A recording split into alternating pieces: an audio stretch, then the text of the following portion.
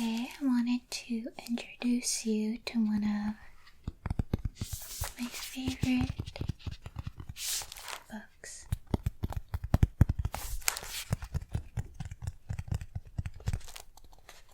It is called The Little Prince, and it's written by Antoine de Saint-Exupéry. And that is a French name, so please let me know if I am pronouncing it wrong. And I wanted to read this with you today. This book is very special to me, not only because it is a pop-up book, but my mom actually gifted this to me because she knew how well known it is. It is written for children, but it actually deals with a lot of adult themes like loneliness, love, and loss. And it is one of the most translated, published books in history. So I hope you can enjoy this story with me. And I have a simple request, which is to get in your comfiest clothes that you own and snuggle into something warm while we listen to the story of The Little Prince.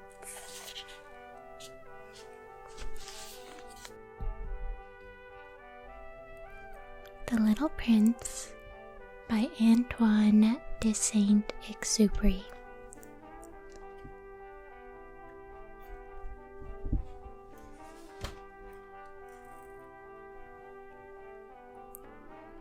With illustrations by the author, translated from the French by Richard Howard.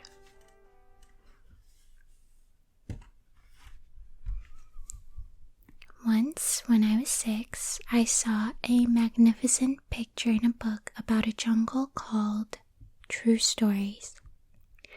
It showed a boa constrictor swallowing a wild beast. Here is a copy of the picture. In the book, it said boa constrictors swallow their prey whole without chewing. Afterward, they are no longer able to move, and they sleep during the 6 months of their digestion. In those days, I thought a lot about jungle adventures and eventually managed to make my first drawing using a colored pencil. My drawing number 1 looked like this.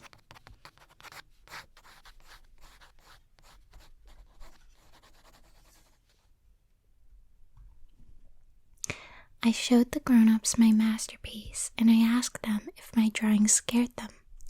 They answered, "Why be scared of a hat?" My drawing was not a picture of a hat. It was a picture of a boa constrictor digesting an elephant.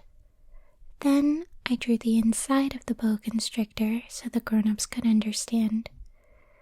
They always need explanations. My drawing number 2 looked like this.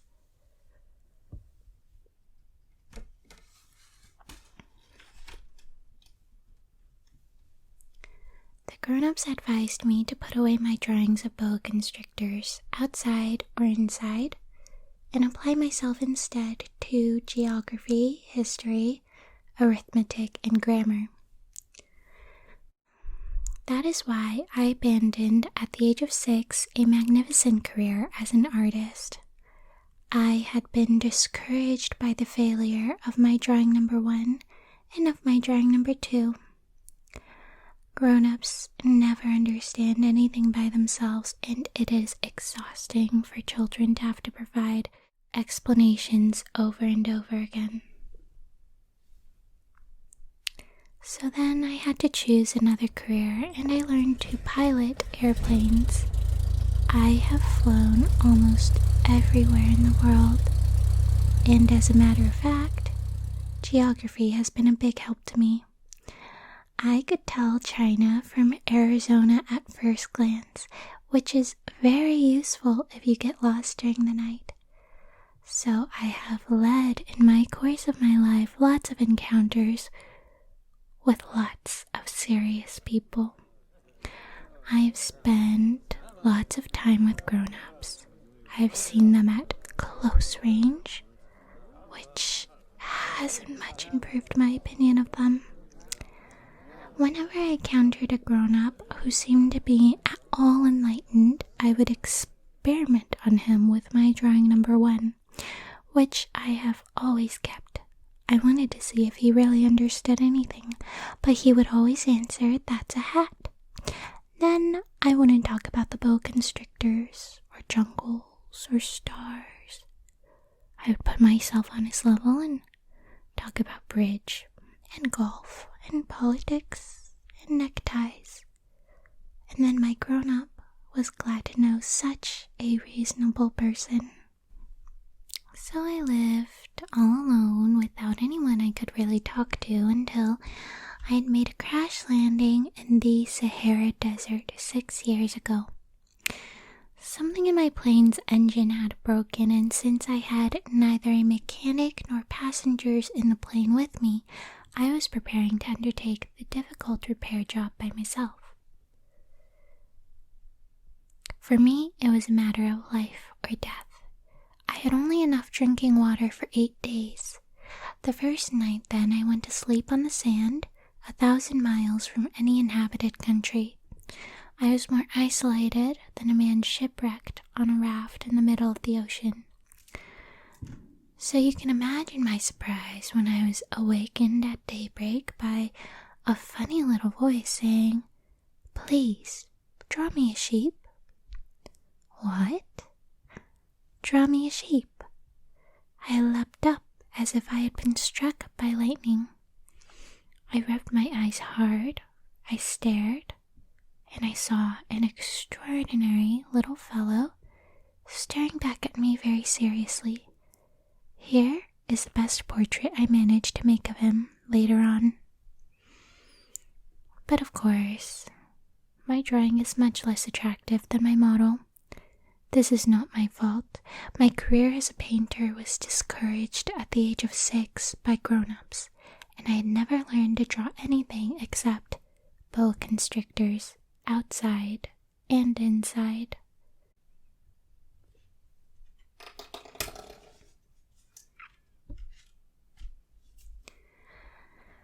So I stared wide-eyed at this apparition. Don't forget that I was 1,000 miles from any inhabited territory, yet this little fellow seemed to be neither lost nor dying of exhaustion, hunger, or thirst, nor did he seem scared to death. There was nothing in his appearance that suggested a child lost in the middle of the desert, 1,000 miles from any inhabited territory. When I finally managed to speak, I asked him, "But what are you doing here?" And then he replied, very slowly and very seriously, "Please, draw me a sheep." In the face of an overpowering mystery, you don't dare disobey. Absurd as it seemed, 1,000 miles from all inhabited regions, and in the danger of death, I took a scrap of paper and a pen out of my pocket. But then I remembered that I had mostly studied geography, history, arithmetic, and grammar, and I told the little fellow rather crossly that I didn't know how to draw. He replied, "That doesn't matter, draw me a sheep." Since I had never drawn a sheep, I made him one of the only 2 drawings I knew how to make, the one of the boa constrictor from outside. And I was astounded to hear this little fellow answer, "No, no, no, I don't want an elephant inside a boa constrictor. A boa constrictor is very dangerous, and an elephant would get in the way. Where I live, everything is very small. I need a sheep. Draw me a sheep." So then I made a drawing. He looked at it very carefully and then said, "No, this one is already quite sick. Make another." I made another drawing. My friend gave me a kind, indulgent smile. You can see for yourself, that's not a sheep, it's a ram. It has horns.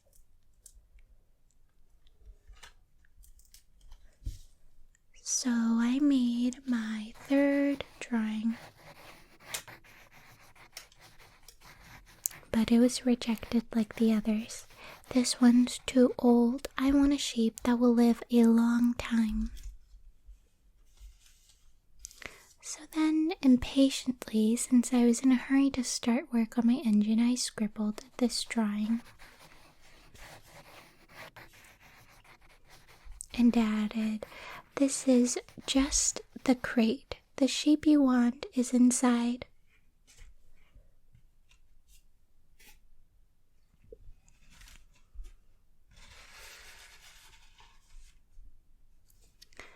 But I was amazed to see my young critic's face light up. That's just the kind I wanted. Do you think the sheep will need a lot of grass? Why? Because where I live, everything is very small.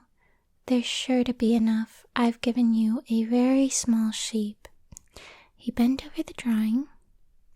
Not so small as all that. Look, he's gone to sleep.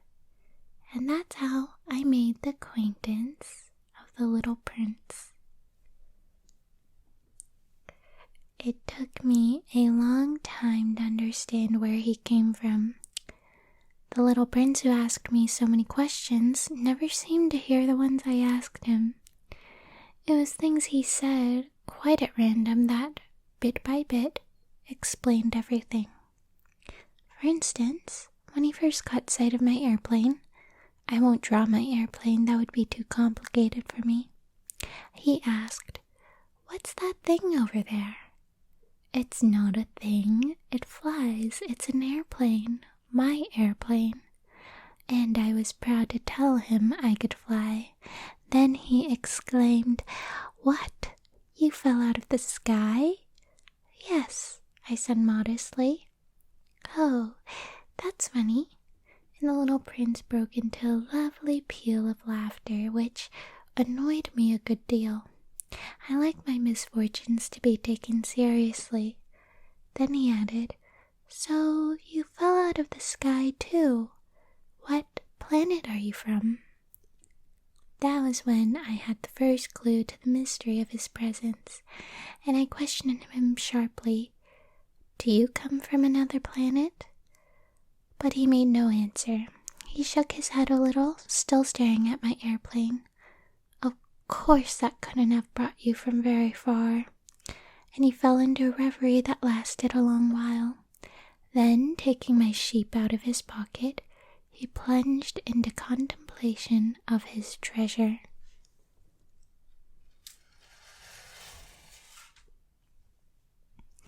You can imagine how intrigued I was by this hint about other planets. I tried to learn more. "Where do you come from, little fellow? Where is this 'where I live' of yours? Where will you be taking my sheep?" After a thoughtful silence, he answered, "The good thing about the crate you've given me is that he can use it for a house after dark." "Of course, and if you're good, I'll give you a rope to tie him up during the day, and stake to tie him to." This proposition seemed to shock the little prince. "Tie him up? What a funny idea. But if you don't tie him up, he'll wander off somewhere and get lost." My friend burst out laughing again. Where could he go? "Anywhere. Straight ahead." Then the little prince remarked quite seriously, "Even if he did, everything's so small where I live." And he added, perhaps a little sadly, straight ahead. You can't go very far. That was how I learned a second very important thing, which was that the planet he came from was hardly bigger than a house. That couldn't surprise me much. I knew very well that except for the huge planets like Earth, Jupiter, Mars, and Venus, which have been given names, there are hundreds of others that are sometimes so small that it's very difficult to see them through a telescope. When an astronomer discovers one of them, he gives it a number instead of a name. For instance, he would call it Asteroid 325. I have serious reasons to believe that the planet the little prince came from is Asteroid B612. This asteroid has been sighted only by telescope. In 1909, by a Turkish astronomer, who had then made a formal demonstration of his discovery at an international astronomical congress. But no one had believed him on account of the way he was dressed. Grown-ups are like that. Fortunately for the reputation of Asteroid B612, a Turkish dictator ordered his people on pain of death to wear European clothes. The astronomer repeated his documentation in 1920, wearing a very elegant suit, and this time everyone believed him. If I've told you these details about Asteroid B612 and I've given you its number, it is on account of the grown-ups. Grown-ups like numbers. When you tell them about a new friend, they never ask questions about what really matters. They never ask, what does his voice sound like? What games does he like best? Does he collect butterflies? They ask, how old is he? How many brothers does he have? How much does he weigh? How much money does his father make? Only then do they think they know him. If you tell grown-ups, I saw a beautiful red brick house with geraniums at the windows and doves on the roof, they won't be able to imagine such a house. You have to tell them, I saw a house worth 100,000 francs. Then they exclaim, what a pretty house. So if you tell them, the proof of the little prince's existence is that he was delightful, that he laughed, and that he wanted a sheep. When someone wants a sheep, that proves he exists. They shrug their shoulders and treat you like a child. But if you tell them, the planet he came from is Asteroid B612, then they'll be convinced. And they won't bother you with their questions. That's the way they are. You must not hold it against them. Children should be very understanding of grown-ups. But of course, those of us who don't understand life couldn't care less about numbers. I should have liked to begin this story like a fairy tale. I should have liked to say,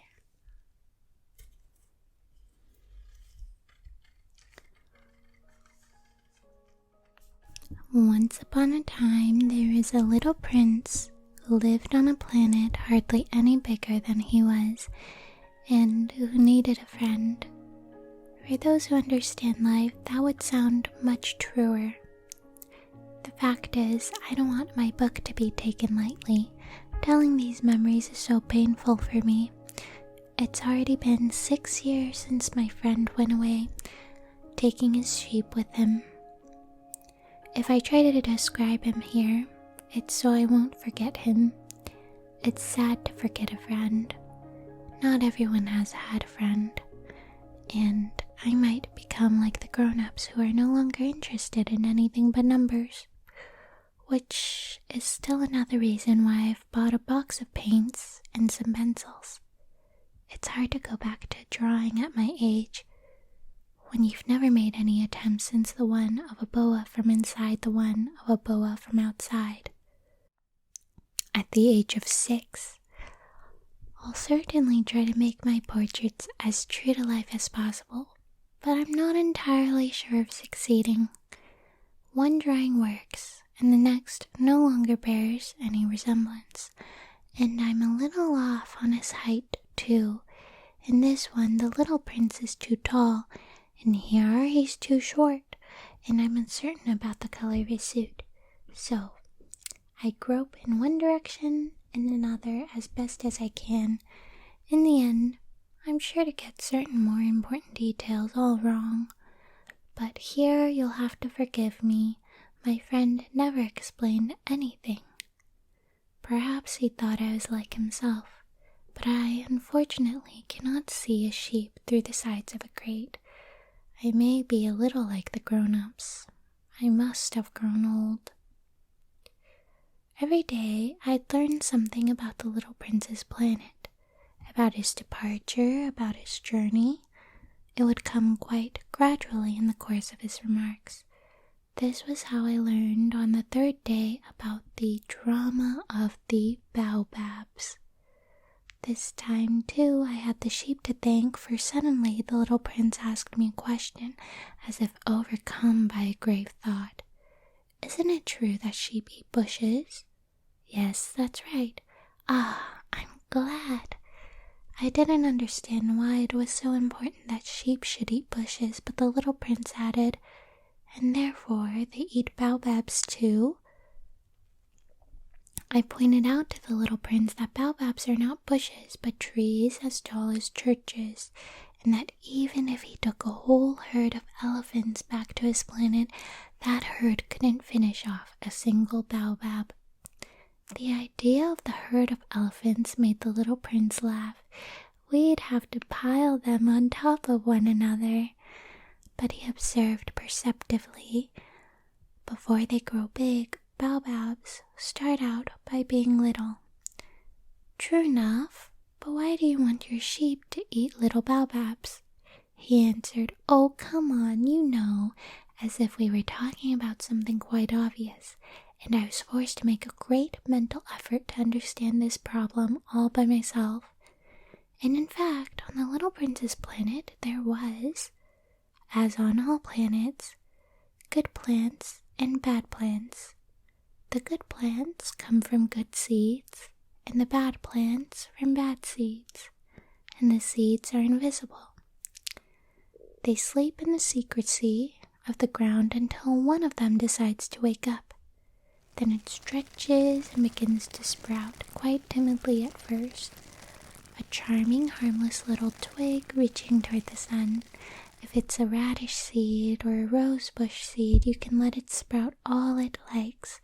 But if it's the seed of a bad plant, you must pull the plant right up away, as soon as you can recognize it.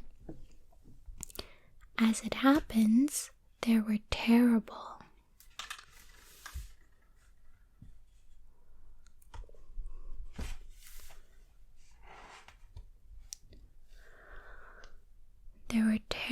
seeds on the little prince's planet.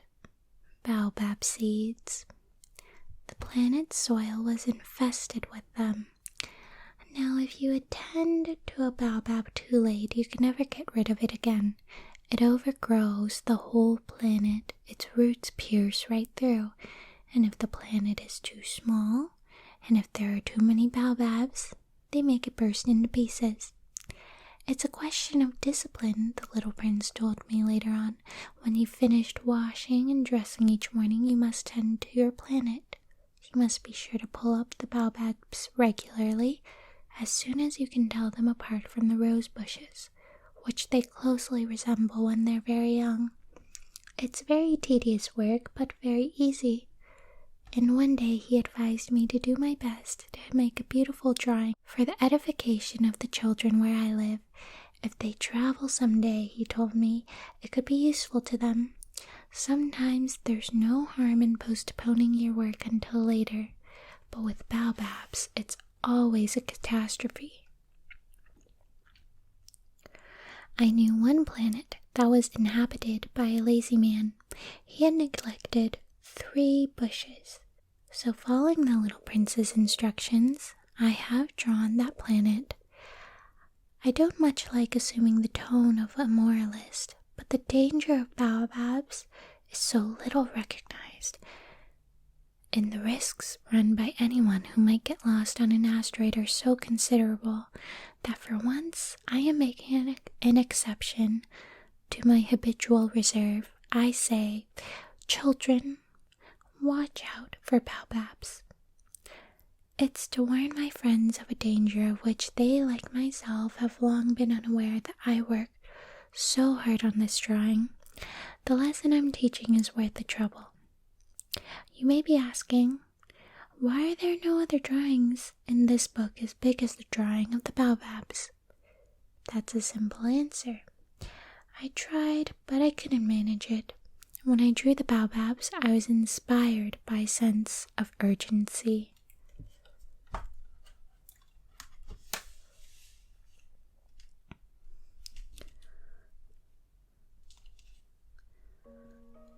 Oh, little prince, gradually this was how I came to understand your sad little life.